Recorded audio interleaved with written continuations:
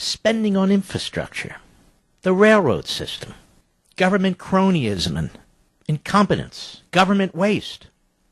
People throw around this phrase, infrastructure. Let's spend money on infrastructure. I mean, our roads are crumbling, our bridges are crumbling, our tunnels are crumbling. Infrastructure. As if we don't spend money on our infrastructure. The United States spends 3.3% of its gross domestic product and has from 2006 to 2011, the latest data I have, on infrastructure versus the European Union, which spends 3.1%. And they have many more so-called fast railroad systems than we do. Do you know what destroyed the railroad system in this country? Do you know why there's an Amtrak to begin with? Because the government built the interstate highway system. The interstate highway system destroyed passenger railroads.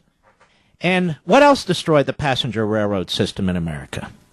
Massive government regulation, massive government taxation. What else destroyed the passenger railroad system in America? Union shops. And the more government nationalized or quasi-nationalized various rail lines and public sector units became stronger and stronger, they simply couldn't be profitable. This is called advancement. This is called evolution. This is how it works. So in the early 1970s, 1971, Richard Nixon, who was a big government Republican, and the Democrats had an idea. They created Amtrak. They created Amtrak, which was supposed to be a for-profit corporation. The thinking was that after time, after subsidies, your taxpayer dollars going into this system, at some point it would be a for-profit corporation, and at some point it might actually be sold off. But that never happened. It never happened because it's never been profitable. And it's never been profitable for all the reasons I said. So now we talk about spending on infrastructure. We spend an enormous amount of money on infrastructure. We have, over the decades, trillions of dollars on infrastructure. There are lobbyist groups, civil engineer associations, and so forth, who keep putting out reports that we need to spend $1.7 trillion more for our failing bridges and tunnels and roads. And you can go on their websites and look. They put out these reports all the time. I even talked about the states and localities that spend a small fortune on infrastructure as well. Amtrak will never make any money. Why is there an Amtrak? We have several roads, several highways going up and down the Eastern Corridor. I know it's convenient for some people, but the vast majority of people don't take Amtrak. And billions and billions and billions of dollars are spent on it. And apparently not enough. It's never enough. Now, conservatives don't oppose infrastructure. Conservatives oppose insane government. Conservatives look for options. Conservatives look for tried and true ways to bring down costs, to improve efficiencies, to increase safety, to create competition. Obviously, it's not working with Amtrak. So if you're a phony conservative, or you're a liberal, or just a big mouth, you just keep talking about infrastructure and the good old days of the New Deal, and point to 10 projects during the New Deal. I can point to 10,000 projects in the private sector since the New Deal. And, of course, the government is tearing down the very projects it created in the first place, hydroelectric dams and so forth. It's undoing them. First of all, people who say, let's spend more on this or that or whatever, they never tell us where this money's going to come from. Over $200 trillion in unfunded liabilities. $5 to $7 trillion a year. Infrastructure, the nation's going to collapse.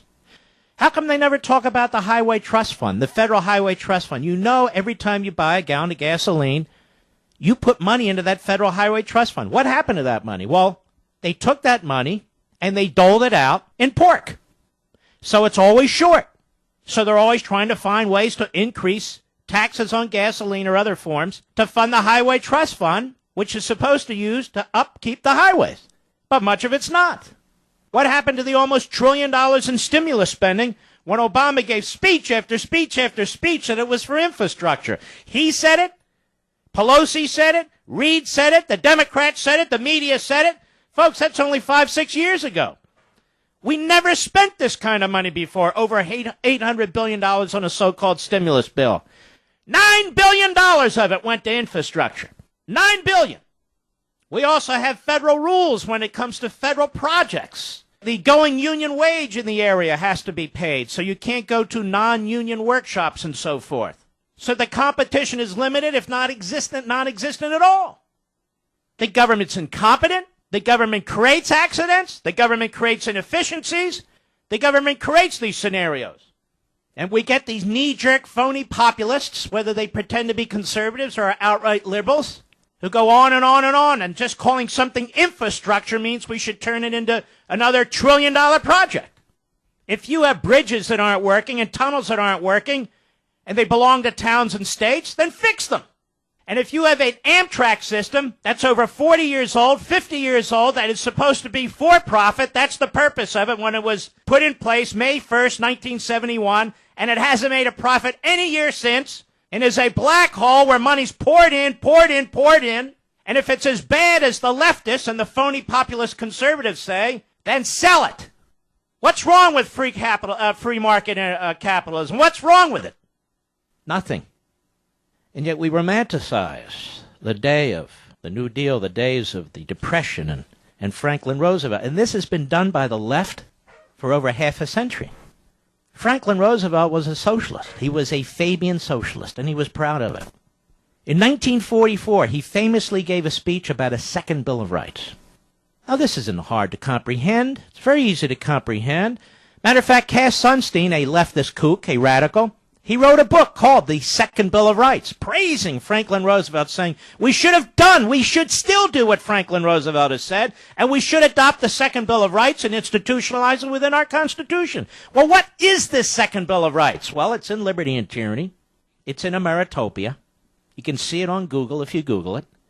Franklin Roosevelt said there should be a Second Bill of Rights that guarantees the following: the right to a useful and remunerative job in the industries or shops or farms or mines of the nation, the right to earn enough to provide adequate food and clothing and recreation, the right of every farmer to raise and sell his products at a return that will give him and his family a decent living, the right of every businessman, large and small, to trade in an atmosphere of freedom from unfair competition and domination by monopolies, the right of every family to a decent home, the right to adequate medical care and the opportunity to achieve and enjoy good health, the right to adequate protection from economic fears of old age, sickness, accident, and unemployment, the right to a good education. And the left has been pushing this, trying to constitutionalize this agenda since day one. Now, you know what's fascinating about the Second Bill of Rights? You ready for this? It's not that different from the Soviet Constitution of the 1930s. These aren't rights, a right that the government guarantees. This is a governmental agenda, centralized governmental agenda. It's one thing to aspire to these various things as an individual. It's another thing to claim that you have a right to this, that, and the other thing, and they're all economic. They're all material. And of course, with these so-called rights comes the iron fist of government. Thousands of regulations, pushing people around. Because, we have to achieve these rights, and it requires an enormous amount of social engineering. The very government that created the Depression in the first place is now praised by leftists, former leftists, pseudo-conservatives as the savior, even today, even when it comes to Amtrak. The government that has all but destroyed the railroad system through taxes and regulations. The government that can't run Amtrak should get more money to run Amtrak. And we're told that's really a thoughtful way to approach this thing. Briefly, as I pointed out in Liberty and Tyranny, a book that actually sold 1.4 million copies. Herbert Hoover, who today is widely and wrongly considered a hands-off free market disciple, signed the Smoot-Hawley Tariff into law in June 1930. He claimed to be a nationalist. This came on top of the Fordney-McCumber Tariff Act of 1922, which had already dealt a terrible blow to the agricultural economy. These tariffs slammed the door on the importation of foreign produce and goods, igniting an international trade war that blocked the exportation of domestic produce and goods to foreign markets. You hear these protectionists dressed up as conservatives, Republicans, and of course they're leftists too, who push for this sort of thing.